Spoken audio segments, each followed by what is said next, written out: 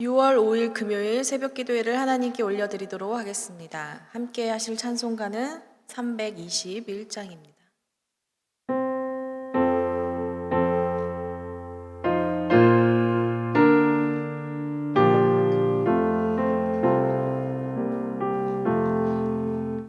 날 대속하신 예수께 내 생명 모두 드리니 늘 진실하게 하소서.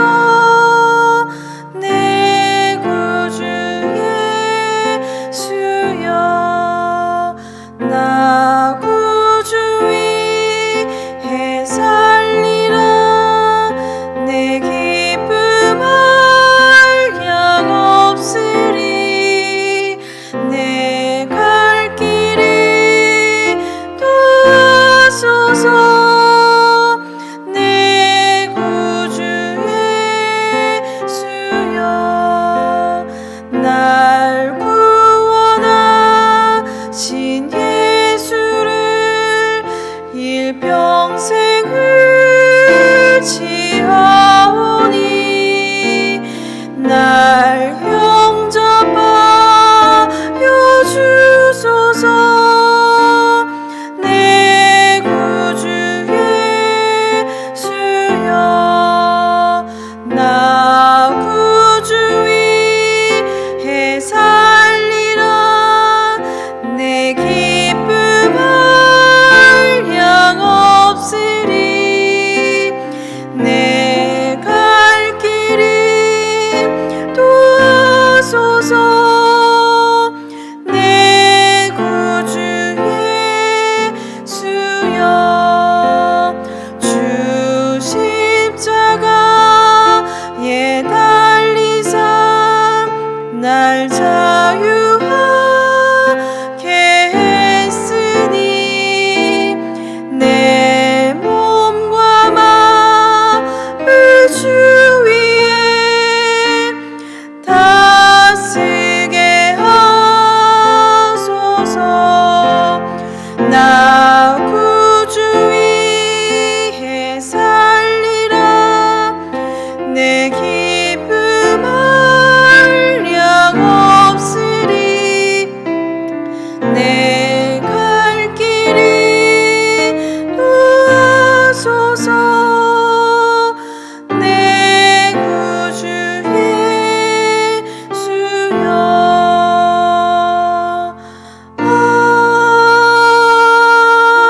아멘. 아멘. 오늘의 말씀은 신명기 28장 15절부터 24절까지의 말씀입니다. 신명기 28장 15절부터 24절까지의 말씀입니다. 내가 만일 내 하나님 여호와의 말씀을 순종하지 아니하여 내가 오늘 내게 명령하는 그의 모든 명령과 규례를 지켜 행하지 아니하면 이 모든 저주가 내게 임하며 내게 이를 것이니 내가 성읍에서도 저주를 받으며 들에서도 저주를 받을 것이요 또 내 강주리와 떡반죽 그릇이 저주를 받을 것이요 내 몸의 소생과 내 토지의 소산과 내 소와 양의 새끼가 저주를 받을 것이며 내가 들어와도 저주를 받고 나가도 저주를 받으리라. 내가 악을 행하여 그를 잊음으로 내 손으로 하는 모든 일에 여호와께서 저주와 혼란과 책망을 내리사 망하며 속히 파멸하게 하실 것이며 여호와께서 내 몸에 열병이 들게 하사 내가 들어가 차지할 땅에서 마침내 너를 멸하실 것이며 여호와께서 폐병과 열병과 염증과 학질과 한재와 풍재와 썩는 재앙으로 너를 치시리니 이 재앙들이 너를 따라서 너를 진멸하게 할 것이라. 내 머리 위에 하늘은 놋이 되고 내 아래의 땅은 철이 될 것이며 여호와께서 비 대신에 티끌과 모래를 내 땅에 내리시리니 그것들이 하늘에서 내 위에 내려 마침내 너를 멸하리라. 아멘.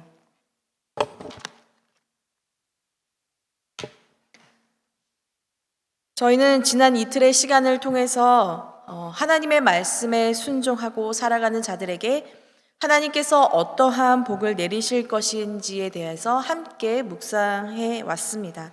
1절부터 14절까지의 말씀을 보면 정말로 하나님께서 모든 상황 속에서 이스라엘 백성을 축복하시고자 하시는 그 온전한 그 사랑의 마음을 우리들이 함께 다 느낄 수가 있었습니다.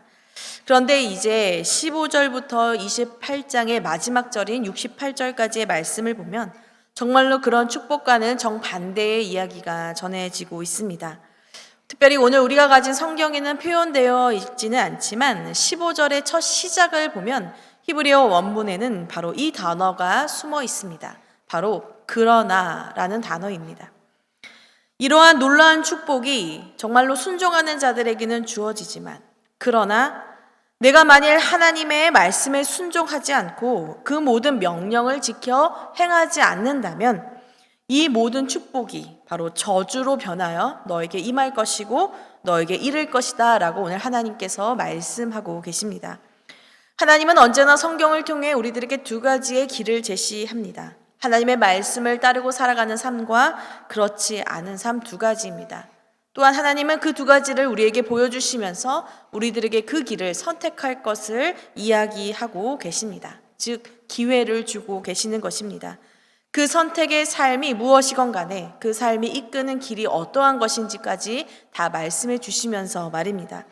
그런데 오늘 주님은 너희가 축복의 길을 이끄는 바로 그 순종이 아니라 만약 너희가 불순종의 길을 선택하게 된다면 그 끝에는 반드시 저주가 임할 것이고 그 저주가 그들의 삶을 따라다닐 것이다 라고 분명하게 말씀하고 있습니다. 심지어 축복의 3배가 되는 양을 통해서 말입니다.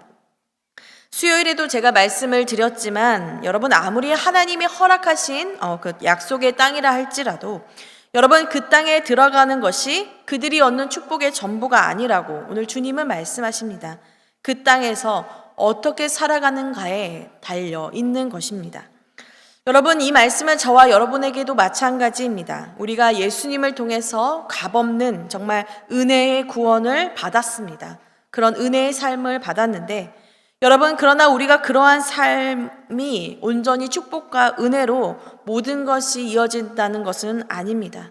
왜냐하면 바로 우리가 그 구원받은 삶을 어떻게 살아가느냐 하나님의 말씀을 따라 끝까지 순종하느냐 불순종하느냐에 따라 우리의 삶의 모습이 달라진다고 오늘 주님이 동일하게 말씀하고 계시기 때문입니다. 그렇다면 오늘 말씀이 이야기하고 있는 여러분 불순종의 삶의 모습은 과연 어떠한 것인지 함께 알아보고자 합니다. 여러분 먼저 불순종의 삶의 결과를 오늘 하나님은 저주라고 표현하고 계십니다.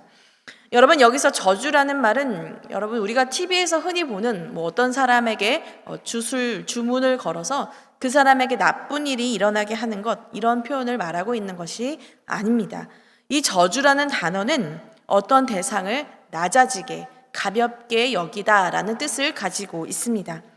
우리가 이전에 하나님께서 순종하는 자를 이 세상 온 세계에 가장 뛰어나고 높은 자로 하나님이 그렇게 삼으시겠다라고 축복의 말씀을 주셨는데 바로 이와는 정반대대로 바로 불순종하는 자들을 하나님께서 이 땅에서 낮추시겠다라고 말씀하고 계신 것입니다. 그래서 16절부터 오늘 말씀의 24절까지를 보면 하나님께서 어떻게 이 땅의 백성들을 낮추실 것인가에 대하여 열거하고 있습니다. 먼저 16절부터 우리가 19절의 말씀을 보면 우리가 이전에 앞에 3절부터 6절까지의 말씀에서 축복의 상황으로 전개되었던 것과는 정반대의 상황이 그려지고 있습니다. 성읍과 들에서도 너희가 복을 받을 것이다 라고 하셨는데 그 삶의 터전을 상징했던 그곳이 오히려 축복에서 저주로 바뀌게 되고요. 삶의 양식을 상징했던 광주리와 떡반죽 그릇은 또 역시 저주로 바뀌게 됩니다. 또한 생육과 번성의 축복인 자녀와 또 짐승의 새끼, 또 오늘 말씀해 보면 추가로 토지의 소산도 이야기하고 있는데 여러분 열매는 그대로 있으나 그 모든 열매들이 하나님의 저주 아래 놓이게 된다라고 말하고 있습니다. 그리고 여러분 너희가 나가도 복을 받고 들어와도 복을 받는다는 우리들의 삶의 모든 시작과 끝 그리고 그 과정 하나하나에까지 하나님은 오늘 저주를 받을 것이다 라고 경고하고 계십니다.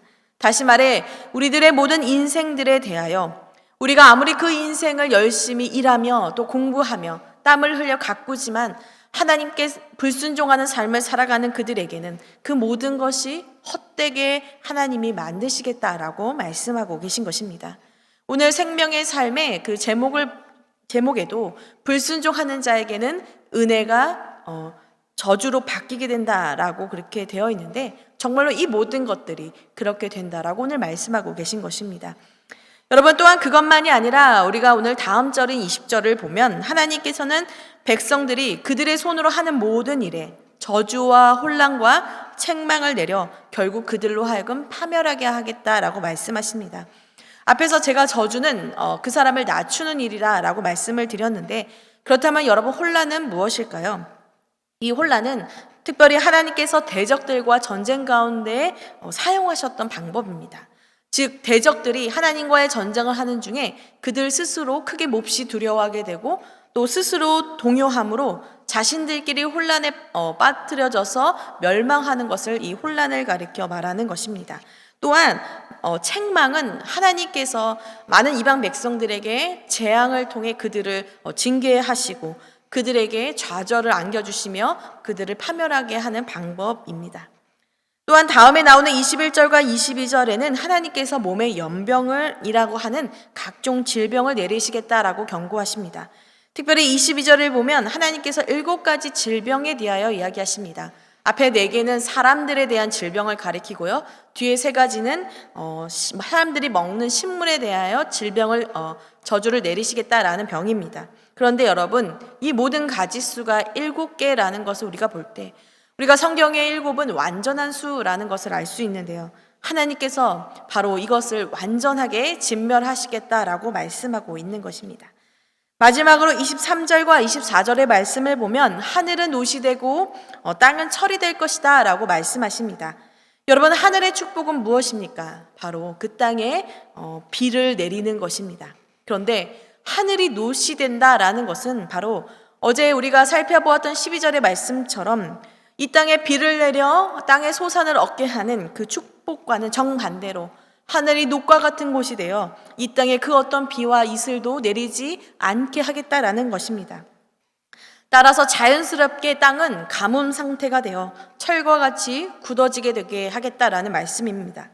여러분, 약속의 땅 가나안은 젖과 꿀이 흐르는 땅이라고 불릴 만큼 축복의 땅입니다. 그러나 여러분, 24절의 말씀처럼 하나님께서 저주를 내리시자 티끌과 모래가 그 땅을 덮이게 되고 결국 그 땅에 사는 모든 백성들이 망할 수밖에 없는 그런 상황에 이어진 것입니다.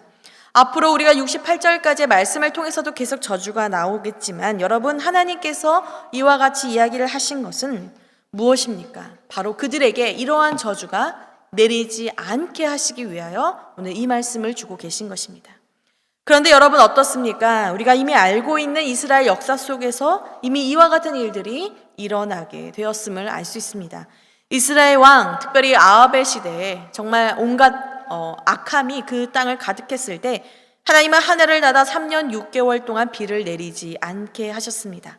그뿐만이 아니라 결국 이스라엘과 유다로 갈라진 이 이스라엘이란 나라는 하나님의 약속의 땅에서 멸하게 되고 쫓겨나게 되는 일을 겪게 됩니다. 여러분, 왜 이들은 하나님이 주시겠다고 약속하신 그 축복의 길을 가지 않고 왜 저주의 길을 가게 된 것일까요? 여러분, 그것은 바로 오늘 20절에 나타나 있는 이 일을 이스라엘 백성들이 행했기 때문입니다. 즉, 그들이 악을 행하여 그를 잊었기 때문이다 라고 오늘 모세는 말하고 있습니다. 여러분, 너희가 악을 행하면, 다시 말해 말씀을 따르지 않고 그 악을 행함으로 하나님께 불순종하면 하나님은 너희가 그를 잊을 것이다, 모세는 그를 잊을 것이다 라고 말하고 있는데, 여러분, 여기서 그가 누구입니까? 바로 하나님입니다. 여러분, 하나님을 잊는다 라고 말했는데 이 잊는다는 것은 우리가 잠시 하나님을 잊어버린다라는 정도가 아니라 히브리어로 말하면 버리고 떠나다 라는 의미를 갖고 있습니다. 따라서 너희가 작은 악일지라도 그 악을 행함으로 하나님의 말씀을 잊는다면, 여러분, 행하지 않는다면 결국 그것은 그 악이 너희를 하나님에게서 떠나게 하고 하나님을 버리게 한다라고 말하고 있는 것입니다. 여러분, 우리가 악을 행함으로, 말씀에 불순종함으로 하나님을 떠나 버리게 된다면 여러분, 어떻게 되는 것입니까? 결국 우리는 하나님의 은혜와 축복의 삶에서 우리 스스로 나가게 되는 것을 이야기합니다.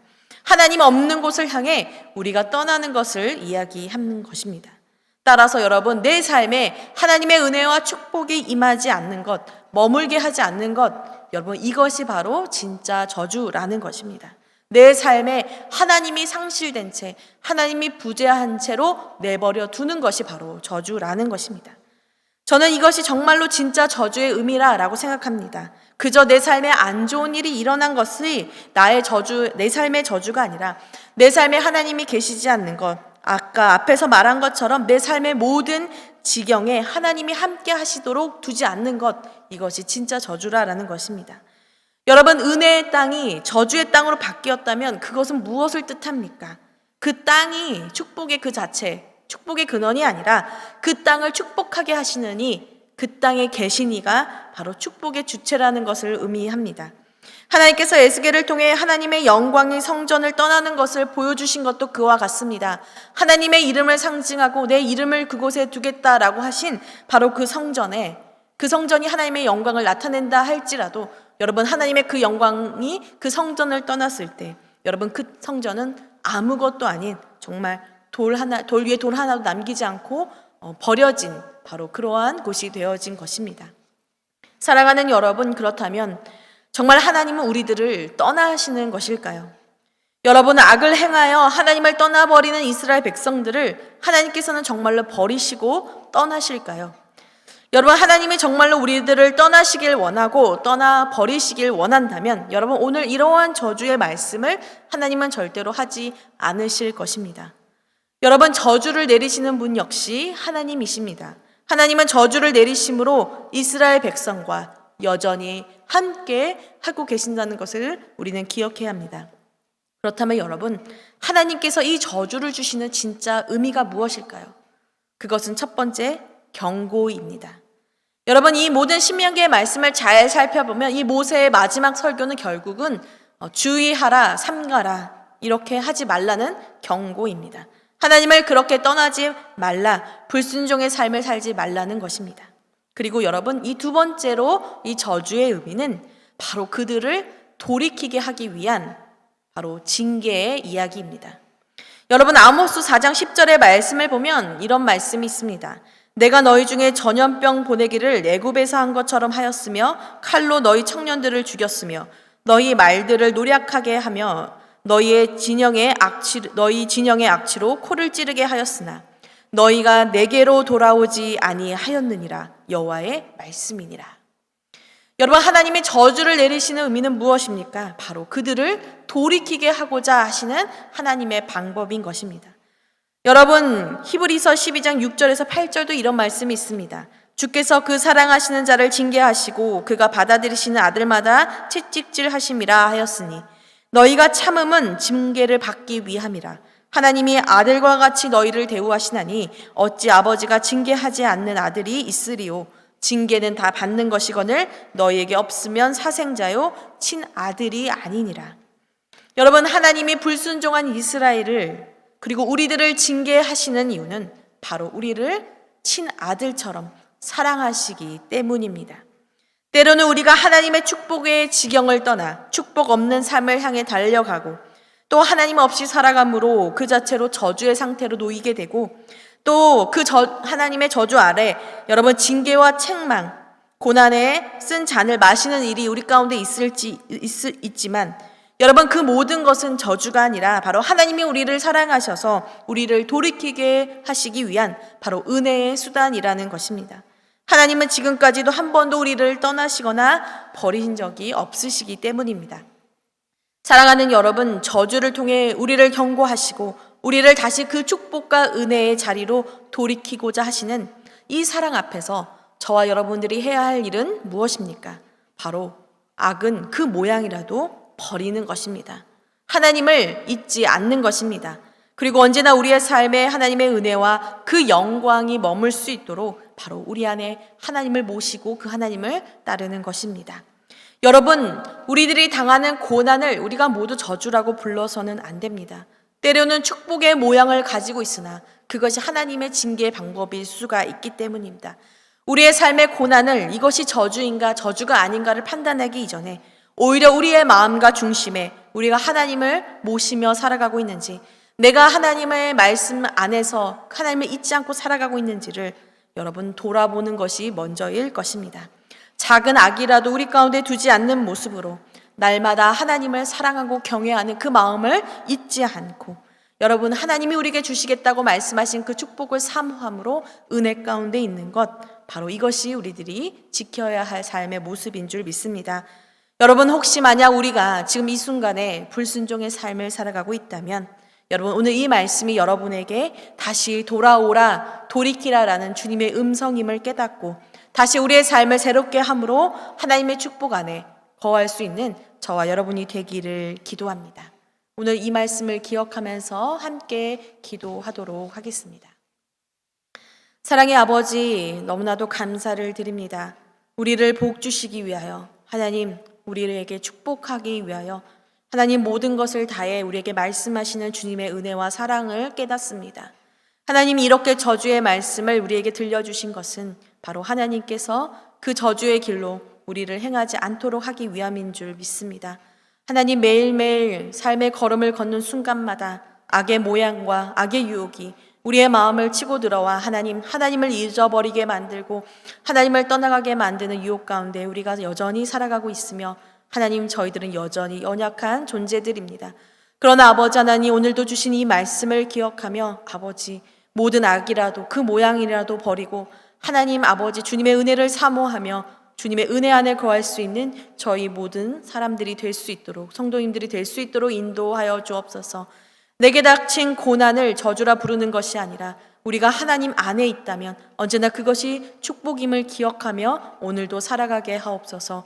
오늘도 흩어져 있는 만나교회 모든 성도님들의 삶을 주님 축복하여 주시고, 특별히 어려움 속에 있는 삶의 어려움, 마음의 어려움, 건강의 어려움 가운데 있는 많은 성도님들을 하나님이 위로하시고 만지시고 그들의 삶을 새롭게 하여 주옵소서. 이 코로나와 미국의 모든 상황들이 하루빨리 끝나 하나님 우리가 함께 다시 예배할 수 있도록 주님 은혜를 내려 주시옵소서. 예수 그리스도의 이름으로 기도합니다. 아멘.